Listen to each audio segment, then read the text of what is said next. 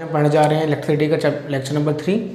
Okay, सो हमने पिछले 2 lectures में क्या क्या स्टडी कर लिया था, पोटेंशियल के बारे में, करंट के बारे में, ओम्स लॉ के बारे में। ओके, इसके बारे में हम अपनी बेसिक नॉलेज ले चुके हैं और जो भी इसमें अलग अलग चीज़ें याद सकती थी हमने उसके बारे में डिस्कस कर लिया। जैसे कि अगर हम फॉर्मूलेस की बात करें तो एक बार रिवाइज कर लेते हैं फॉर्मूलेस को, जो कि हमने अभी तक करे हैं। फर्स्ट फॉर्मूला जो था हमारे पास ये था कि Q is equals to N E. ये इंपॉर्टेंट फॉर्मूला था, ये काफ़ी बार पूछा जा सकता है। This is the charge, this is number of electrons and what is this, this is the electron charge, जिसकी वैल्यू होती है 1.6 मल्टीप्लाई 10⁻⁻⁻19। ओके, सो ये फॉर्मूला इंपॉर्टेंट था। इसके बाद हमने फॉर्मूला डिस्कस किया था जो कि करंट में आता है, जो कि पोटेंशियल का आता है, V is equals to W/Q। Okay, इसके बाद हमने डिस्कस किया ओम्स लॉ में, जिसमें हमने देखा V is directly proportional to I। सबसे इंपॉर्टेंट फॉर्मूला जो था इस पूरे चैप्टर का ये होता है, that is equals to V is directly proportional to I, जिसमें हमें पता चलता है कि जैसे जैसे हम वोल्टेज को बढ़ाते हैं या पोटेंशियल डिफरेंस को इंक्रीज करते हैं वैसे वैसे करंट की वैल्यू भी बढ़ती जाती है या घटती जाती है, डायरेक्टली प्रोपोर्शनल होता है। तो हमने लास्ट लेक्चर था हमने ये डिस्कस किया था कि ओम्स लॉ में जब भी हम कोई भी चीज़ डिस्कस करते हैं तो हमें हमेशा ये पता चलता है कि जब भी हम किसी भी सर्किट में पोटेंशियल को इंक्रीज करेंगे तो उसके साथ साथ करंट भी डायरेक्टली प्रोपोर्शनल की तरह बढ़ेगा। ओके, इस कैरेक्टर को स्टडी किसने किया था? साइंटिस्ट का नाम क्या था? ओम्स। ओके, तो इस प्रॉपर्टी को भी हम क्या बोलते हैं? ओमिक प्रॉपर्टी बोलते हैं।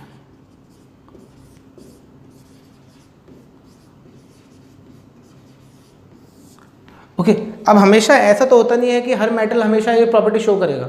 जैसे कि हम बात करते हैं मेटल्स की बात करते हैं, कंडक्टिंग मटेरियल्स की जब हम बात करते हैं तो कंडक्टिंग मटेरियल्स में होता ये है कि जो मटेरियल्स प्रॉपर कंडक्टिंग है, जो कि इलेक्ट्रिसिटी को फ्लो करने के लिए अच्छे मटेरियल्स माने जाते हैं, तो उनमें ओमिक प्रॉपर्टी होती है। ओमिक प्रॉपर्टी का मतलब कुछ अलग से नहीं है, ओमिक प्रॉपर्टी का मतलब यही है कि ये ओम्स लॉ को फॉलो करेगा। तो इसका मतलब क्या होता है? It follows ohmic, it follows Ohm's law. जब भी हम ओमिक प्रॉपर्टी की बात करेंगे तो ओमिक प्रॉपर्टी की मतलब क्या होता है कि ये ओम्स लॉ को फॉलो करेंगे। तो ऐसे जो मटेरियल्स होते हैं उन्हें हम कहते हैं ओमिक मटेरियल्स बोलते हैं, ओमिक प्रॉपर्टी बोलते हैं। ओके, कुछ मटेरियल होते हैं जो इस चीज़ को फॉलो नहीं करते हैं, तो वो हमारे सेमीकंडक्टर्स में आ जाते हैं। ये एक ब्रांच होती है, इलेक्ट्रॉनिक्स ब्रांच जिसे हम बोलते हैं। सेमीकंडक्टर्स के बारे में बाद में पढ़ेंगे। सो एक बेसिक नॉलेज जो हम ले सकते हैं, मेटल्स को जब हम डिवाइड करते हैं तो एक होते हैं कंडक्टर्स, एक होते हैं इंसुलेटर्स। ओके, बेसिक सी नॉलेज है इसमें। अब जब हम रेजिस्टेंस के बारे में पढ़ने जा ही रहे हैं तो हम इसको भी कवर करते चलते हैं, क्योंकि पूछा नहीं जाता कभी भी, ऐसा नहीं कि बोर्ड में पूछा जाता है ये टॉपिक कि कंडक्टर्स क्या होते हैं, इंसुलेटर क्या होते हैं, लेकिन फिर पता होना चाहिए कंडक्टर्स क्या होते हैं। The material which can conduct, okay, और the material through which the electricity can flow easily. Okay, उसको क्या बोलते हैं? कंडक्टर्स बोलते हैं। जैसे कि हम बात करते हैं silver, copper. Okay, silver, copper, इस तरह के जो मटेरियल्स होते हैं उन्हें हम क्या बोलते हैं? कंडक्टर्स बोलते हैं, जिनसे इलेक्ट्रिसिटी बहुत इजीली फ्लो कर जाती है। What are about insulators? Insulators are the materials through which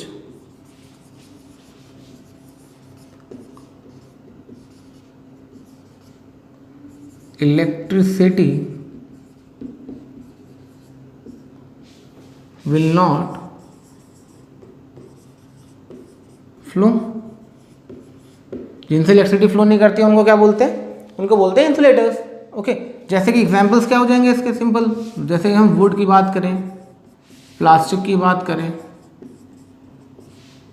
okay, वो प्लास्टिक इस तरह के जो मेटल्स होते हैं उनसे इलेक्ट्रिसिटी कहीं फ्लो नहीं करती, तो वो कैसे होते हैं, उन्हें कहते हैं इंसुलेटर्स। ओके, तो अब इसके बीच की कंडीशन और होती है, उसे हम कहते हैं सेमीकंडक्टर्स।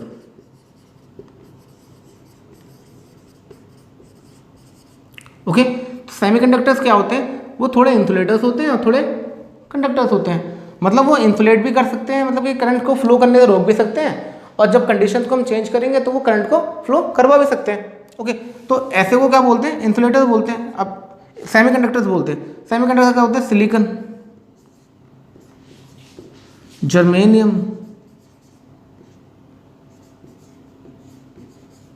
ओके, इस तरह के मटेरियल्स क्या होते हैं, सेमीकंडक्टर्स होते हैं। अब इनकी ये नॉन ओमिक होते हैं, ये मैं समझाना चाह रहा था कि ओमिक और नॉन ओमिक कंडक्टर्स क्या होते हैं। ओमिक ये होते हैं non ohmic, okay, materials. Non ohmic materials का मतलब क्या होगा कि ये ओम्स लॉ को फॉलो नहीं करते हैं। ओम्स लॉ को फॉलो नहीं करते तो इसका मतलब क्या हुआ, बेसिकली मतलब अगर हम समझें तो बेसिकली क्या होता है, अगर हम ग्राफ के समझें इस बात को, जब कोई भी दो चीज़ डायरेक्टली प्रोपोर्शनल होती है, जैसे कि हम बात करें v is directly proportional to i, मतलब जैसे जैसे v बढ़ेगा वैसे वैसे i बढ़ेगा। अगर इधर v है और इधर i है, ओके, तो हो क्या रहा है, जैसे जैसे v की वैल्यू बढ़ रही है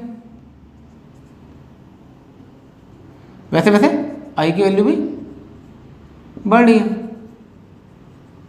ओके, अब इन दोनों पॉइंट को हम कनेक्ट करते हैं तो क्या आता है, एक स्ट्रेट लाइन मिलती है। ओके,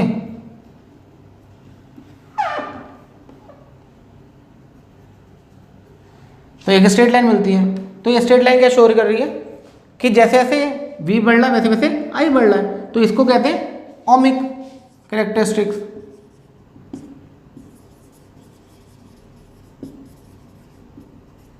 ओके, लेकिन ऐसा केस में सेमीकंडक्टर्स केस में नहीं होता। तो मैं यही बताना चाह रहा था कि कंडक्टर्स और इंसुलेटर्स से हम कैसे हम डिफाइन कर सकते हैं कि ओमिक प्रॉपर्टीज क्या होती है। ओमिक प्रॉपर्टीज का मतलब जो कि ओम्स लॉ को फॉलो करे। ओके, सो आज हम जिसके बारे में डिस्कस करेंगे वो एक प्रॉपर्टी है जो कि हर एक मटेरियल के साथ लिंक होती है, उसका नाम होता है रेजिस्टेंस। ओके, अब व्हाट इज रेजिस्टेंस, रेजिस्टेंस किस पे डिपेंड करता है, कैसे हम इसको स्टडी करते हैं, तो आज का टॉपिक हमारा यही है। हमने जब बात करी ओम्स लॉ की तो हमने क्या चीज़ देखी कि अगर हम v के साथ i को डायरेक्टली प्रोपोर्शनल मानते हैं, ओके, v को i के साथ डायरेक्टली प्रोपोर्शनल मानते हैं, तो आप डायरेक्टली प्रोपोर्शनल का साइन हटाएंगे तो क्या आएगा, एक कांस्टेंट आएगा। ओके, अब ये कांस्टेंट क्या होता है, इस कांस्टेंट को हम क्या बोलते हैं,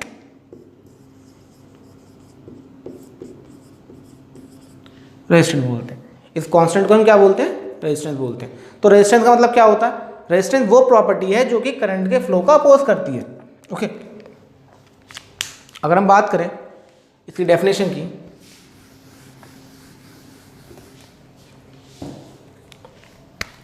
कि V equals to IR, okay, so what is resistance, the property of any material, material कैसा होना चाहिए, conducting material,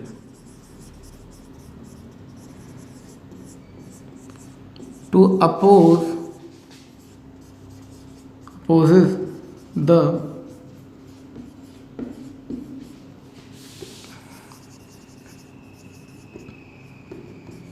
is called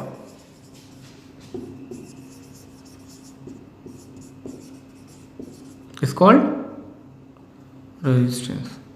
okay, resistance का मतलब क्या होता है, resistance is any property, the property of any material conducting material, okay, to oppose the flow of electron. जब flow electron के फ्लो का मतलब करंट का अपोज करती हो तो उसे के प्रॉपर्टी को क्या बोलते हैं, रेजिस्टेंस बोलते हैं। इसकी यूनिट क्या होती है, ओम्स ने बताया था, तो इसकी यूनिट क्या होती है, ओम होती है। सिंबल क्या होता है इसका, सिंबल होता है इस तरह से। ओके, सिंबल होता है इस तरह से रेजिस्टेंस, और इसको हम डिनोट भी कैसे करते हैं ऐसे, ओके, इस तरह डोनेट भी करते हैं इसको। तो अगर हम बात करें what is resistance, the property of any material to oppose the flow of current, उसको क्या बोलते हैं, रेजिस्टेंस बोलते हैं। अच्छा, अब जब हम रेजिस्टेंस की बात करेंगे तो रेजिस्टेंस फॉर्मूले से अगर हम ड्राइव करें तो V is equal to I R, तो the value of R will be V I upon I, V upon I. अब हमेशा जब भी हम ओम्स लॉ की बात करते हैं तो हम दो चीज़ को कांस्टेंट मानते हैं, हमने पढ़ा था पिछली बार, टेम्परेचर को और प्रेशर को। मतलब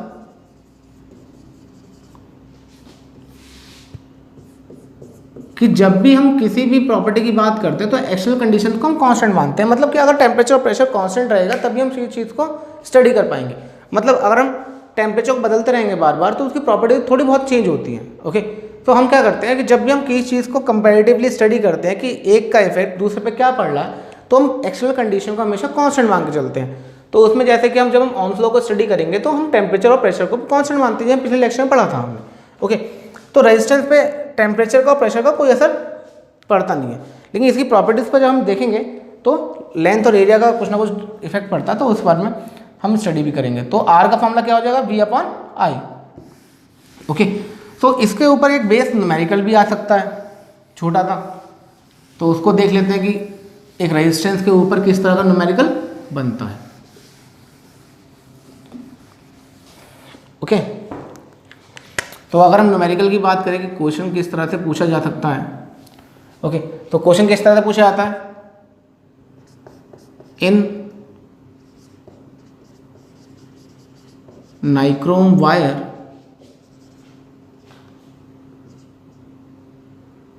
a potential difference of 25 volt is maintained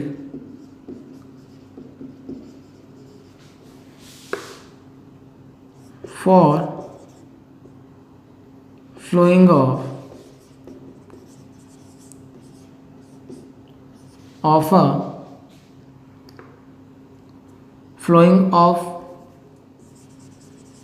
current of magnitude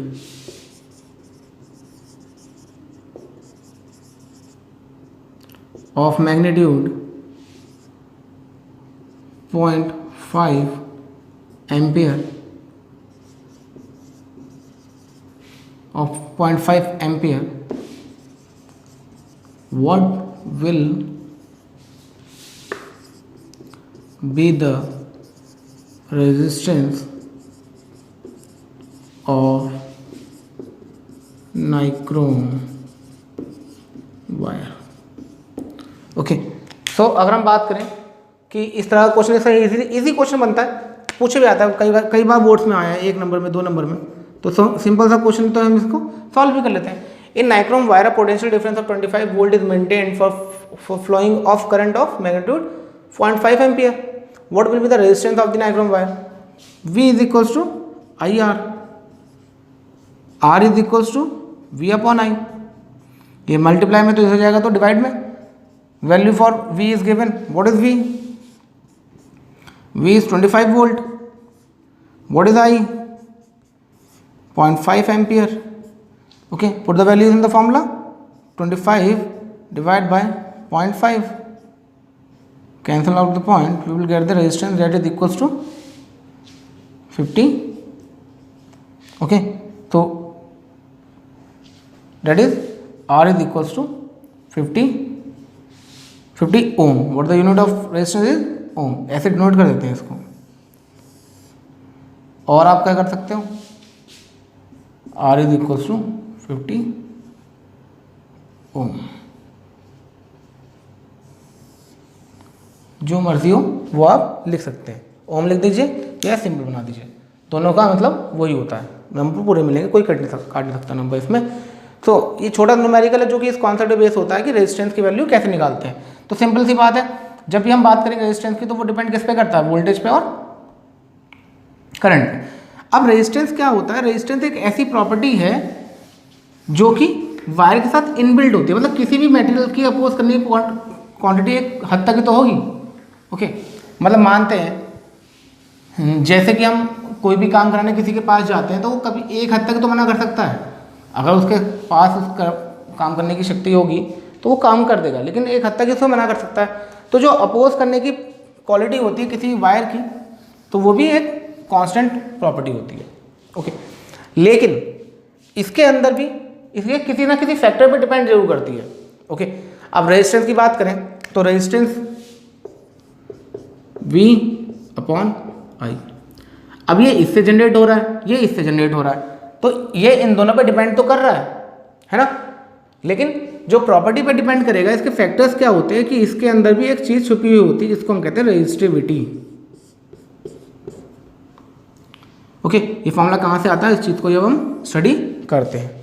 okay, तो कहने का मतलब ये है कि अब हम बात करेंगे रेजिस्टेंस के फैक्टर पे, किस पे डिपेंड करती है। अच्छा, इसके बीच में एक चीज़ और देख लेते हैं कि रेजिस्टेंस क्या कितने टाइप के होते हैं।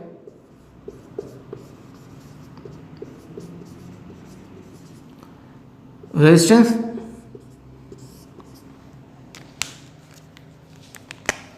एक होता है कांस्टेंट वैल्यू का रेजिस्टेंस, एक होता है रेजिस्टेंस कांस्टेंट वैल्यू बोल देते हैं, केवल रेजिस्टेंस बोलते हैं, एक होता है variable resistance.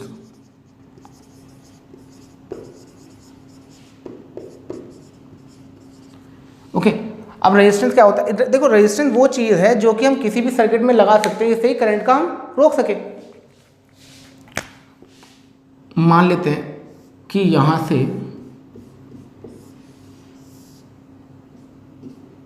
2 ampere current flow कर रहा है। ओके, यहां से 2 एम्पियर करंट फ्लो कर रहा है। ओके, अब करंट को रोकने के लिए हम क्या करेंगे, ऐसा तो नहीं कि हाथ लगा सकते हैं, कुछ नहीं लगाएंगे, है ना, करंट लग जाएगा। तो हम करंट को जब हम रोकना चाहते हैं तो इसके लिए हम रेजिस्टेंस का इंट्रोड्यूस करते हैं उसमें रेजिस्टेंस। ओके, तो अगर हम इस करंट को रोकना चाहते हैं तो यहाँ पे हम रेजिस्टेंस लगा देंगे। ओके,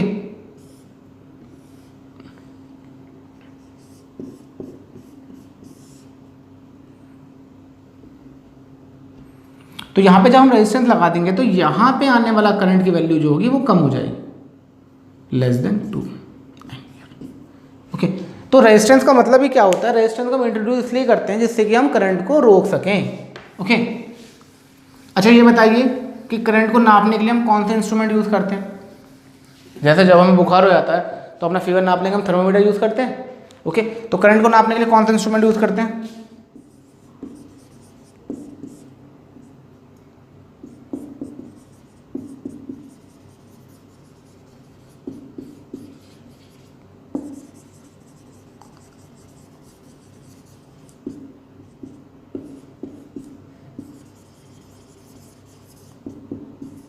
ओके, इसका आंसर मैं लास्ट में दूंगा, वीडियो के लास्ट में, तो अभी आप इसके बारे में देखें। ओके, सो अब हम बात करते हैं दो तरह के रेजिस्टेंस होते हैं, कांस्टेंट रेजिस्टेंस होता है, एक वेरिएबल रेजिस्टेंस होता है। तो कांस्टेंट रेजिस्टेंस को हम ऐसे दिखाते हैं। ओके, और वेरिएबल रेजिस्टेंस जो होते हैं उनको क्या दिखाते हैं,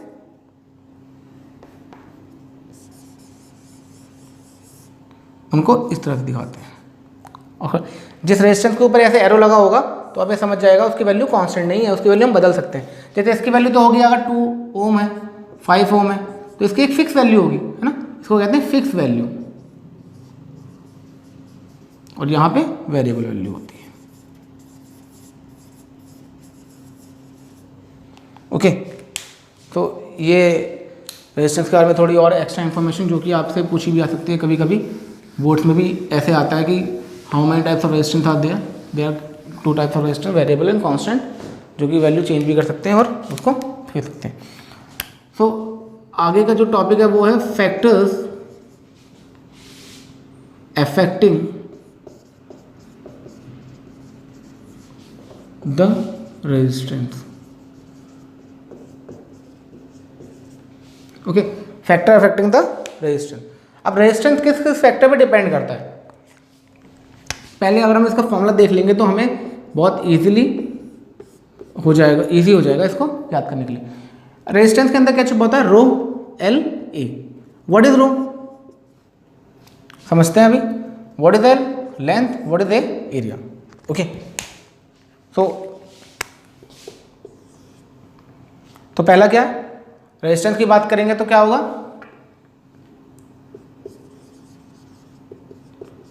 resistance is directly proportional to the length of the wire, keeping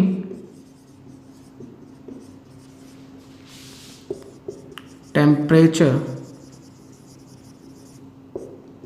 and area constant। अगर हम एरिया और टेम्परेचर कांस्टेंट रखेंगे तो रेजिस्टेंस डायरेक्टली प्रोपोर्शनल होता है लेंथ के, तो R is directly proportional to L। Okay, तो सेकंड पॉइंट क्या है इसका, keeping temperature and length constant, the resistance is inversely proportional to the area of cross section। Okay, area of cross section के inversely proportional होगा। Resistance की बात करें तो resistance is inversely proportional to area. ये दोनों चीज़ें बहुत इंपॉर्टेंट है, उसके बारे में देख लेते हैं। फैक्टर अफेक्टिंग द रेजिस्टेंस, जो हमने देखा था कि जो रेजिस्टेंस होता है, resistance denoted by R. Okay, तो जो आर होता है that is directly proportional to length. Okay, R is inversely proportional to the area. Directly proportional और इन्वर्सली प्रोपोर्शनल का मतलब हमें पता है कि जैसे जैसे ये बढ़ाएंगे वैसे वैसे ये बढ़ेगा, और जैसे जैसे एरिया को हम कम करेंगे वैसे वैसे रेजिस्टेंस बढ़ जाता है। इन दोनों को कंबाइन करेंगे तो हमारे पास एक चीज़ निकल के आती है, that is L upon A. Okay, R is directly proportional to L upon A. Okay, तो ये है इम्पॉर्टेंट रिलेशन है रेजिस्टेंस के बीच का और लेंथ और एरिया के बीच का। मतलब जब हम लेंथ एक रेजिस्टेंस की बात करते हैं, रेजिस्टेंस का मतलब एक वायर की बात कर रहे हैं। ओके, अब इसका कुछ ना कुछ एरिया भी होगा। अगर हम एरिया की बात करें तो इसका कुछ ना कुछ एरिया भी होगा। यहाँ से अगर हम एरिया बोल देते हैं इसको, तो इसका एरिया है। ओके, इसकी कुछ लेंथ भी होगी। तो अगर इसका पूरा रेजिस्टेंस होगा तो वो रेजिस्टेंस किस पे डिपेंड करेगा, डायरेक्टली प्रोपोर्शनल टू लेंथ के और इन्वर्सली प्रोपोर्शनल टू एरिया के।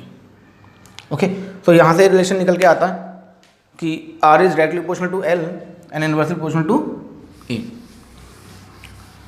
अब किसी भी डायरेक्टली प्रोपोर्शनल यहाँ पे लगा हुआ है, अब डायरेक्टली प्रोपोर्शनल वाले साइन को हटाएंगे तो एक कांस्टेंट लगाना पड़ता है। अब डायरेक्टली प्रोपोर्शनल वाले साइन को हटाएंगे तो एक कांस्टेंट लगाएंगे जिसको हम कहते हैं रो।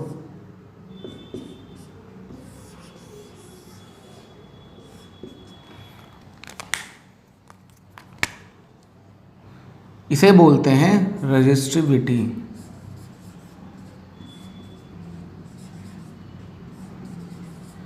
ओके, इसको बोलते हैं क्या, रेजिस्टिविटी। अब देखो रेजिस्टिविटी क्या होती है, resistivity is like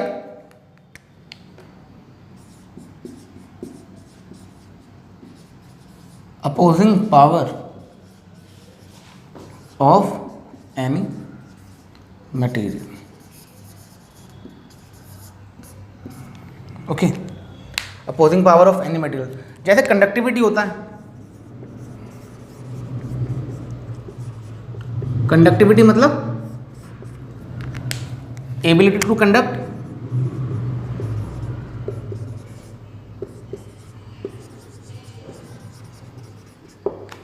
ability to conduct, उस तरह से रेजिस्टिविटी होता है opposing power of any material. Okay, और ये दोनों के बीच का रिलेशन क्या होता है,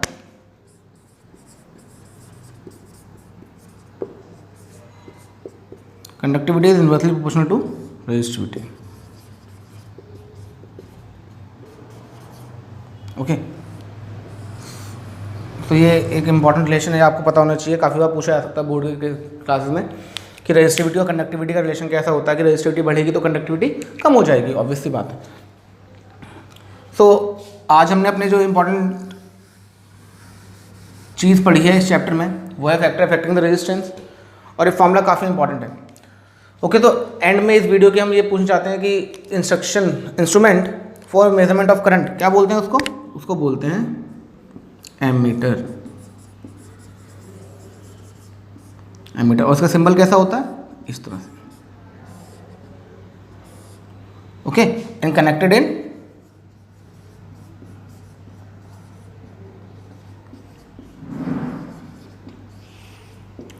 इन सीरीज। ओके, सो आज के लिए इतना ही। अगर इस वीडियो में कोई भी आपको डाउट आता है या कुछ भी ऐसी क्वेरी होती है जो कि आप पूछना चाहते हैं तो मुझसे कमेंट सेक्शन में पूछ सकते हैं और कांटेक्ट भी मुझसे कर सकते हैं। ओके, तो ये इंपॉर्टेंट चैप्टर है जो कि क्लास 10th के लिए बोर्ड्स में बहुत ज़्यादा मायने रखता है।